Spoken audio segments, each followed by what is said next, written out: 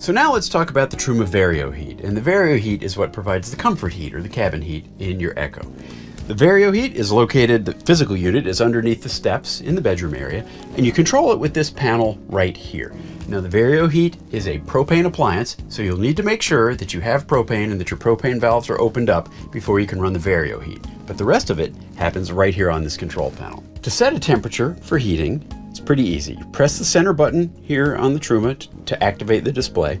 Then the icon for heat is actually this thing that looks like a little motorhome with a thermometer in it. So you go ahead and make sure that's blinking and then press the button again. And this will tell you that right now the Vario heat is off.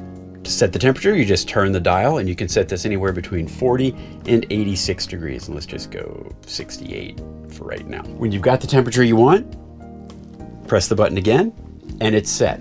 Now, you'll know that it's set because this flame icon will show up here. And then the fan setting, right now it's set to auto, and generally you want to leave it there.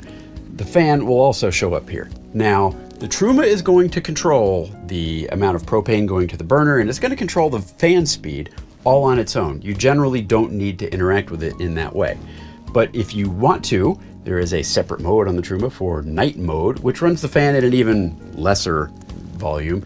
To get to the night mode, you activate the display by pressing the button, turn the dial until you're highlighting the fan here, press it again, and you'll see that the fan is set to auto.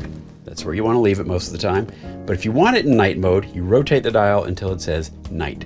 And then you press the center button again and back out, and there you are, and the fan is in night mode. That's the Vario heat, but you can run the fan all on its own. So let's go over that real quick. First, I'm going to turn off the heat. To do that, activate the panel, select the heating icon, press the button again, and then you just rotate the dial counterclockwise until it says off. Then you press again. Now the heat's off, but I can still run the fan in like a vent capacity. So scroll over until you highlight the fan, press the button. Right now the fan is off, but you can set it on vent and then press the button. And then this is the fan level. It goes all the way up to 10. So if I have the fan set on 10 and press, and now you'll see that it's on vent mode, and we'll probably hear that fan kick on here in a second. And it's going to be recirculating air throughout the cabin. You might use that on a hot day. There we go, you hear the fan kicking on. If you had something in the gear garage that you wanted to keep cool by circulating the cabin air in through the gear garage. And that's pretty much all you need to know about operating the Vario heat. Now, there can be a couple air conditions that might pop up.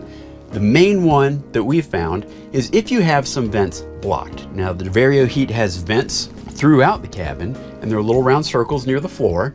And if you have one of them blocked, say a blanket falls off the bed or a pillow or something like that, the Truma might not be able to circulate enough air. It's a very safe appliance. It will sense that, and it will throw an error code. So when you're using the Truma Vario heat, make sure you keep all those vents clear and that you have enough of them open so that it can circulate enough air.